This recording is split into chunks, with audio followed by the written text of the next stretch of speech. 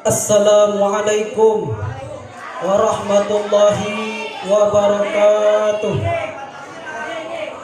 Alhamdulillahilladzi amarna bidukhulil islami kaffah wa nahana 'anit tafarruqi fi biladiyah.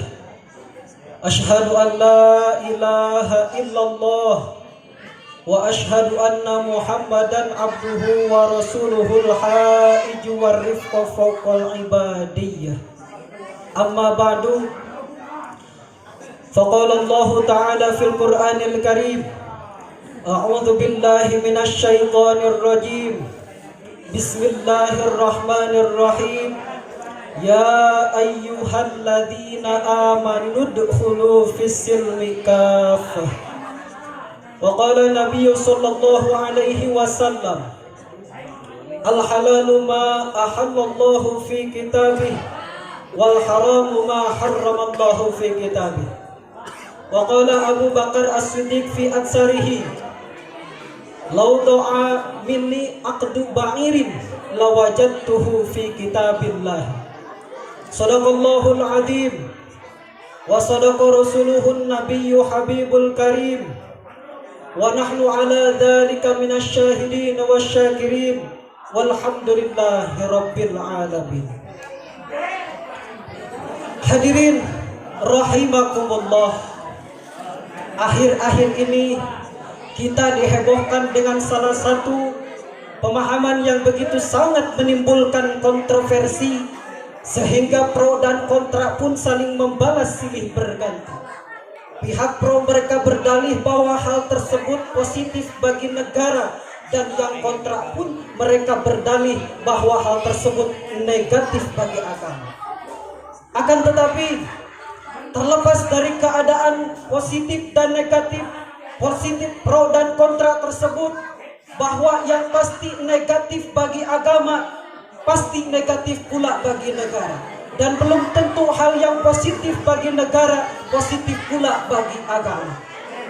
Maka hal yang terpenting bagi kita meninjau terlebih dahulu dari sisi agama. Dan itu merupakan sebuah kunci, di mana jikalau agama tidak dijadikan landasan dalam berbangsa dan bernegara, apalagi agama dijauhkan bahkan dihilangkan daripada negara, maka negara tidak akan sejahtera, agama tidak akan jaya. Dan harus kita akui bahwa ini adalah sebuah virus sekularisme yang menjadikan agama sebagai musuh negara. Maka di malam yang berbahagia ini, saya akan menyampaikan sebuah materi dengan tema sekularisme, bibit awal hancurnya kejayaan Islam. Hadirin rahimakumullah, peribahasa Arab mengatakan, man lam ya'rif sarra yaqa'u. Barang siapa yang tidak mengenali keburukan, maka dia akan terjerumus ke dalamnya. Mari kita mengenal apa dan bagaimana itu virus sekularisme. Hadirin rahimakumullah, inti dasar dari pemahaman ini adalah bahwa agama tidak bisa dijadikan tolak ukur dalam berbangsa dan bernegara. Sehingga jika ingin menciptakan negara yang moderat, maka jauhkan agama dari masyarakat. Sehingga visi dan misi mereka tidak lain yaitu membersihkan segala aspek kehidupan dunia dari pengaruh agama. Oleh karena itu, kita sebagai umat muslim harus menampakkan rasa giarah kita ketika sekolah-sekolah formal ataupun non formal pendidikan agama ini dihapuskan. Ketika kita harus curiga, ketika syariat agama dibentur-benturkan dengan adat dan budaya, kita harus waspada ketika tokoh-tokoh negara dan para ulama diadu dombakan, saudara. Sebab jikalau itu terjadi, pendidikan agama dihapuskan, adat dan syariat dibentur-benturkan, tokoh-tokoh negara dan para ulama diadu dombakan, saudara. Saudara, mereka dengan lantangnya mengatakan bahwa agama adalah musuh negara. Maka jauhkan itu salam agama, karena tidak sesuai dengan adat dan budaya kita. Ganti dengan salam kenegaraan. Itu jubah, sorban, lagam Al-Quran, karena tidak sesuai dengan adat dan budaya kita. Ganti dan tinggalkan itu semua. Saudara, mereka berkata, saudara, jangan mau diatur-atur oleh agama.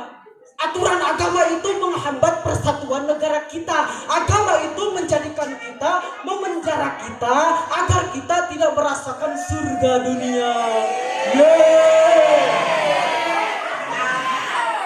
Saudara, jika itu terjadi, maka kehancuran, maka kita tidak, maka otomatis bertentangan dengan akidah kita.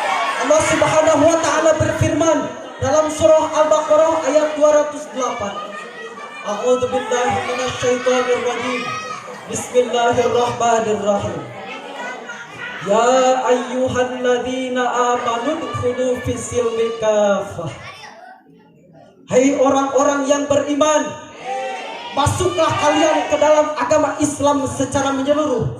Artinya, jika kalian seorang pelajar, jadilah pelajar yang mempunyai niat untuk menyebarluaskan agama. Jika kalian seorang tentara, bertempurlah kalian dengan musuh-musuh agama. Jika kalian seorang polisi, berantaslah kalian dengan seluruh yang dilarang oleh agama. Bahkan jika kalian seorang presiden pun, maka beraturlah kalian dengan aturan-aturan agama. Jangan kau pisahkan agama dengan negara, karena mustahil negara bisa sejahtera jika tidak berlandaskan agama. Apalagi agama lebih mustahil jika umat Islam akan jaya jika umatnya tidak punya komitmen terhadap agama. Maka satu kali lagi saya katakan, hati-hati dengan virus sekularisme. Mereka adalah musuh kita, musuh negara, musuh agama. Allah Subhanahu wa taala berfirman dalam surah lain, surah Al-Maidah ayat 57. A'udzu billahi minasyaitonir rajim. Bismillahirrahmanirrahim. Ya ayyuhalladzina amanu la tattakhiduna alladzina takhudhu dinahum huzwan wa la'iba. Al-ayat sadaqallahul azim. Dalam firman tersebut Allah memerintahkan kepada kita, Allah memberikan peringatan terhadap kita agar kita tidak, jika kamu bertemu dengan orang-orang yang selalu mempermainkan agama Allah, akidah dan agama didangkalkan, agama dan negara dipisahkan, maka jauhi mereka jika kalian beriman. Nabi Muhammad SAW bersabda, al-halalu ma ahallallahu fi kitabih wal haramu ma harramallahu fi kitabih. Yang halal adalah yang perkara yang dihalalkan oleh Allah di dalam Al-Quran, dan yang haram pun perkara yang diharamkan oleh Allah di dalam Al-Quran. Abu Bakar As-Siddiq pernah berkata dalam atsarnya, "Lau doa minni aqdu ba'irin lawajadtuhu fi kitabillahi." Seandainya hilang dariku seutas tali unta, maka aku akan temukan solusinya di dalam Al-Quran. Maka dari itu, mari kita tanamkan dalam hati sanubari kita yang paling dalam bahwa agama adalah solusi terbaik dalam segala aspek kehidupan. Hadirin rahimakumullah, seorang ulama karismatik berasal dari Riau bernama Ustadz Abdul Somad pernah berkata, orang yang meneriakkan takbir Allahu Akbar tanpa menghidangkan nasionalismenya, sedangkan orang yang mencintai NKRI tanpa menghidangkan Allahu Akbarnya, orang yang membentrokan Allahu Akbar dengan nasionalismenya, berarti dia tidak menghidupkan negara ini. Orang yang tidak mengerti terhadap kemerdekaan negara ini. Sebab negara ini merdeka akibat suara lantangnya Bung Tomo meneriakkan takbir Allahu Akbar, Allahu Akbar. Hadirin rahimakumullah, pembicaraan saya dari awal sampai akhir dapat saya kristalisasikan. Yang pertama, bahwa sekularisme merupakan salah satu dari beberapa virus yang selalu menggerogoti pondasi-pondasi akidah, sehingga menghambat terhadap persatuan dan kejayaan agama Islam. Yang kedua, esensi dari sekularisme, yaitu memisahkan antara urusan dunia dengan agama.